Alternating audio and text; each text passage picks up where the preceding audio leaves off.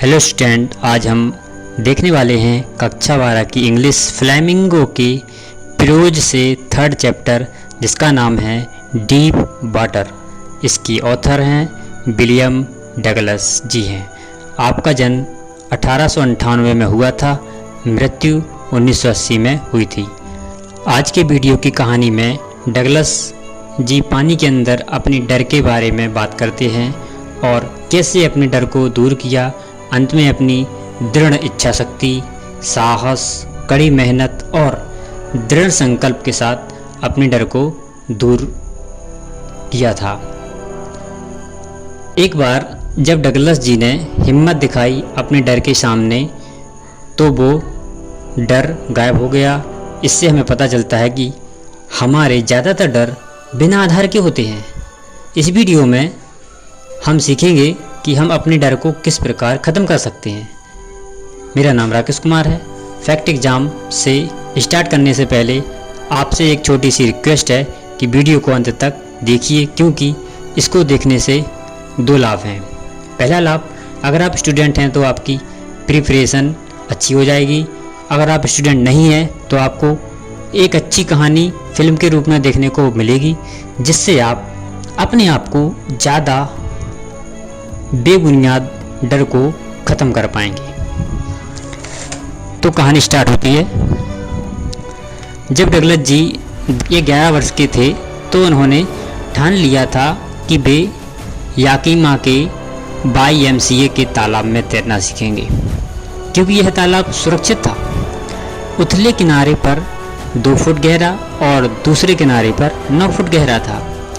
मैंने जलपरों का एक जोड़ा उठाया और मैं YMCA ताल की ओर चल दिया। यहाँ मैं से मतलब है डगलस जी। मुझे बचपन से ही पानी से डर लगता था। यह डर मुझ में तब आया जब मैं 3-4 साल का था। एक बार मेरे पिता मुझे कैलिफोर्निया के समुद्र तट पर ले गए थे। मैं और मेरे पिताजी लहरों के बीच खड़े थे। मैं मेरे पिताजी को पकड़े हुए था, फिर भी लहरों ने मुझे गिरा दिया और मेरे ऊपर से लहरें निकल गईं। मैं पानी के अंदर दफन हो गया। मेरी सांसें रुक गईं। मैं डरा हुआ था। मेरे पिताजी हंस रहे थे, परंतु लहरों को हराने का आतंक मेरे अंदर था, क्योंकि जब हम कभी भी पानी में डूबते हैं तो हम पानी से निकलने का सभी प्रयास करते हैं। आप सभी कमेंट्स करके बताएं कि आप में से कौन कौन पानी में स्विमिंग कर लेता है। चलिए कीजिए।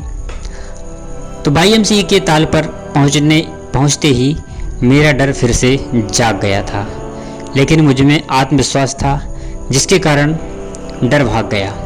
मैंने अपने जलपरों को पहना और अन्य लड़कों को देखकर तैरना स्टार्ट कर दिया। यह प्रक्रिया 3-4 दिन तक चलती रही, लेकिन भगवान को और कुछ ही मंजूर था कि मेरे साथ फिर से एक दुर्घटना घट गई।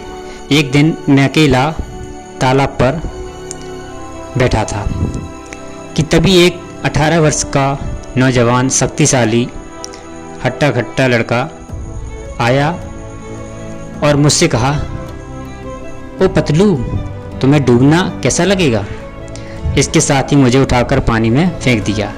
मैं बैठी हुई स्थिति में पानी में डूबने लगा।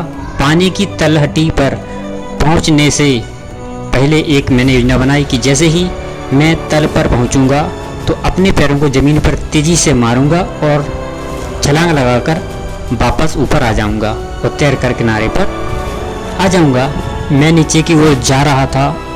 मुझे 9 फुट गहरा तालाब 90 फुट की तरह लग रहा था और इससे पहले कि मैं नीचे पहुंच पाता मेरे फेफड़े फटने लगे थे। मेरे पैर ज़मीन पर जैसे ही लगे, मैंने पैर ज़मीन पर पूरी ताकत से मारे, जिससे मैंने बड़ी छलांग लगाई, लेकिन योजना के अनुरूप मैं ऊपर कॉर्क की बॉल की तरह नहीं आ पाया। मैंने अपनी आंखें खोली तो मुझे पानी के अलावा कुछ भी नहीं दिखाई दिया। पानी पीला ही पीला दिख रहा था। मैंने खूब चीखा क्योंकि मेरा दम घुट रहा था, लेकिन किसी ने भी मेरी चीख नहीं सुनी। फिर से मैं पानी के नीचे की ओर चला गया, लेकिन जब मेरे पैरों ने जवाब दे दिया था, एक बड़ी शक्ति मुझे नीचे की ओर खींच रही थी। मैंने अपनी योजना के अनुरूप अभ्यास किया, लेकिन विफल रहा। अब मैं अपनी शक्ति व्यय ऐसे कर रहा था जैसे कि सपने में हम किसी अपराजेय शक्ति से लड़ते हैं कि जब हम रात में स्वप्न देखते हैं तो कोई हमें दबा देता है, तो उसमें हम हाथ पैर चलाते हैं लेकिन चिल्लाते हैं, फिर भी हमारी आवाज़ कोई नहीं सुन पाता है। लेकिन हम फड़फड़ाते हैं, ठीक वैसे ही मैं फड़फड़ाता रहा। अब मेरी शक्ति ने भी दम तोड़ दिया था। मैंने फिर भी ताल में रस्सी, जलपरों को, सीढ़ियों को तलाशा, लेकिन मुझे कुछ भी मेरे हाथ नहीं लगा। जब समस्या आती है ना, तो ऐसे ही होती है कि हर तरह से लोग हमारा साथ छोड़ देते हैं, वस्तुएं साथ छोड़ देती हैं। मेरे पैर भी जवाब देने लगे थे, मेरा पूरा शरीर भी जवाब देने लगा था। अब तो मुझे ऐसा लग रहा था कि मैं जीवित भी हूँ कि नहीं। लेकिन तीसरी बार मैं फिर से पानी के अंदर जा रहा था, क्योंकि पानी हमें बचने के केवल 3 मौके देता है। हम सभी जानते हैं, अगर पानी में कोई व्यक्ति डूबता है तो पानी भी 3 मौका देता है। तो मैं तीसरे मौके में भी नहीं बच पाया, इसलिए अब मुझे चैन आ गया, क्योंकि अब मैं नीचे की ओर जा रहा था। मुझे कोई प्रयास नहीं करना था, क्योंकि अब मेरी आंखें बंद हो रही थीं और मुझे पता था कि मेरा पूरा शरीर बिल्कुल कोई काम का नहीं रहा, तो प्रयास तो करना बेकार है। अब सब आंखों के सामने अंधेरा सा छाने लगा। अब डर नहीं लग रहा था, क्योंकि अब सब खत्म हो रहा था। मैंने अब आशा ही छोड़ दी थी कि अब मुझे कोई नहीं बचा सकता। लेकिन अचानक मुझे ऐसा महसूस हुआ कि कोई मुझे अपने माँ जैसे कोमल हाथों में उठाकर ले जा रहा था। मैं बेहोश हो गया और जीवन का पर्दा फिर गिर गया। अगली बात मुझे याद है कि मैं ताल के किनारे उल्टा लेटा था और उल्टियाँ कर रहा था। मैं उल्टियाँ कर रहा था। मुझे फेंकने वाला कह रहा था कि पर मैं तो सिर्फ मजाक कर रहा था। तभी कोई बोला, बच्चा लगभग मर ही गया था, तुम कैसे मजाक कर रहे थे? अब शांत हो जाओ, इसे लेकर रूम में चलते हैं। कुछ घंटों बाद मुझे होश आ गया। अब मैं थोड़ा बेहतर था, अच्छा फील कर रहा था। अब मैं अपने घर कई घंटे बाद धीरे धीरे चलकर घर पहुंच गया। मैं डर के कारण कांप रहा था। बिस्तर पर लेटा तो मैं हिल रहा था और रो रहा था। उस रात मैंने भोजन भी नहीं किया। कई दिनों तक पानी का डर ज़्यादा बढ़ रहा था, इतना डर कि मैं कोई काम भी नहीं कर पा रहा था। मैं पेट दर्द हो जाता था, कभी तो शरीर एकदम ढीला हो जाता, अस्थिर हो जाता था। मैंने आसपास के जितने भी पानी के स्रोत थे उन पर जाना बंद कर दिया, क्योंकि मुझे बहुत अधिक डर लगने लगा था। मैं मृत्यु के मुंह से बाहर निकल कर आया था। मेरी पानी से बहुत सी आशाएं थीं, सपने देखे थे कि मैं पानी में तैरना सीखूंगा, मैं एक तैराकी बनूंगा, पानी में नाव बनाकर नाव चलाऊंगा, मछली पकड़ूंगा। ये सभी इच्छाएं बस स्वप्न ही रह गई थी, क्योंकि कई वर्षों तक मैं कहीं भी जाता था तो मेरा पानी का डर साथ में चलता था। मैंने इस डर को काबू करने के कई प्रयास किए, लेकिन सब व्यर्थ रहे। दोस्तों, आपसे एक क्वेश्चन है कि क्या मैं आगे तैर पाऊंगा या नहीं? अभी कमेंट करके बताओ। अंततः 1 मास में मैंने तैरना सीखने के लिए एक टीचर को नियुक्त करने का निर्णय लिया। अब मैं एक ताल पर जाकर सप्ताह में 5 दिन प्रतिदिन 1-1 घंटे का अभ्यास करना स्टार्ट कर दिया। शिक्षक मेरे चारों ओर एक पेटी बांध देता। बेल्ट से एक रस्सी बंधी होती, जो एक पुली से होकर किनारे पर बैठे टीचर के हाथों में होती थी। मैं रस्सी के सहारे कई घंटों तक, कई दिनों तक तैरता रहता था। कई हफ्तों तक अभ्यास करता रहा। ताल में एक तरफ से दूसरी तरफ जाता रहा तो टीचर कभी कभी रस्सी ढीली कर देते थे, तो जैसे ढीली करते थे मैं डूबने लगता था पानी में, जिसके कारण डर पुनः वापस लौट आता था। टीचर ने मुझे पानी में सांस रोककर रहना, तैरने के तरीके बताए, वह सभी गुण सिखाए जो तैरने से संबंधित होते हैं, पानी में काम आते हैं। मैं अभ्यास करता रहा, महीनों तक मैं अभ्यास करता रहा। 1 अक्टूबर से 31 मार्च तक लगभग 6 महीने हो गए थे। मैंने टुकड़े टुकड़े में तैरना सीख लिया था।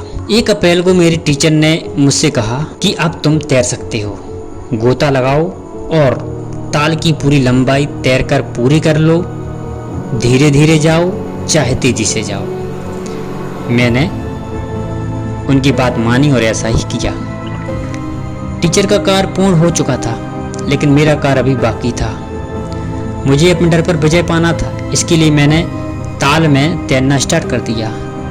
तो गहराई में कभी अकेला होने पर पुराना डर मुझे सता देता था। तो मैं उस डर से कहता था, अच्छा तुम मुझे डराना चाहता है, ठीक है, यह तुम्हारे नाम पर देख। और मैं पुनः ताल की लंबाई को एक बार और पार कर देता। ऐसा मैं कह देता था। यह डर को हराने के लिए जुलाई तक चलता रहा, पर मैं अभी संतुष्ट नहीं था। मुझे विश्वास नहीं था कि मेरा भय समाप्त हो गया। इसके लिए मैं न्यू हैम्पशायर की लेक बैंड्सवर्थ गया, ड्रग्स आइलैंड में डॉक से कूदा और 2 मील झील में तैरकर स्टेप आइलैंड पहुंचा। मैंने तैरने के सभी तरीके यहाँ पर ट्राई किए, जैसे crawl, breast stroke, side stroke और बैक स्ट्रोक को तैरने में प्रयोग किया। जब मैं झील के बीच में पहुंचा तो आतंक पुनः वापस लौट आया। मैंने हंसकर बोला, अच्छा आतंक साहब, आपके ख्याल में आप मेरा क्या बिगाड़ सकते हो? वह भाग गया। फिर भी मेरे मन में शक बाकी था। पहला अवसर मिलते ही मैं पश्चिम की ओर तेजी से चला। टीटन से ऊपर कोनार्ड मीडोज तक गया, कीनोड क्रीक ट्रेल से मीडे ग्लेशियर तक और बार्म लेक के किनारे मीडोज में कैंप डाला। अब मैं खुशी से चीख पड़ा कि मैं जल के भय पर विजय पा चुका। At last I felt realise free to walk the trails and climb the peak and do throws aside fear. अंत में इस अनुभव का मेरे लिए गहरा अर्थ था, जिसे वे लोग ही समझ सकते हैं जिन्होंने शुद्ध भय को जाना है और इस पर विजय पाई है। मृत्यु में एक शांति होती है। आतंक तो केवल मृत्यु के भय से होता है। जैसे ही रूजवेल्ट साहब ने भी ऐसा डर सहा था और उन्होंने कहा था, हमें जिस वस्तु से डरना है वह डर नहीं है, क्योंकि मैंने मरने का और मरने के भय के कारण पैदा होने वाला आतंक दोनों का ही अनुभव किया था। जीवित रहने की इच्छा कुछ अधिक ही तेज हो गई थी। अंततः मुझे भय से मुक्ति का अनुभव हुआ। मैं आज़ाद था पगडंडियों पर चलने के लिए और पहाड़ की चोटियों पर चढ़ने के लिए तथा भय को एक तरफ छोड़ देने के लिए। तो फ्रेंड्स, हमें इस कहानी से या पूरी जो आपने वीडियो देखी है, इससे हमें एक ही सीख मिलती है कि हमें कोई भी डर रहे हो आप उसे भगा सकते हो, बशर्ते आपको उसको भगाने के लिए समय देना पड़ेगा और अंदर से उसको भगाना पड़ेगा। तो किस प्रकार लेखक ने 6 महीने दिए और 6 महीने में मेहनत की, परिश्रम किया, तब जाके उसने डर को अपने अंदर से भगा पाया। आपको वीडियो कैसा लगा कमेंट करके बताएं, लाइक करें, आपके फ्रेंड्स को शेयर करें। Thank you. फिर मिलते हैं नेक्स्ट वीडियो में। Take care.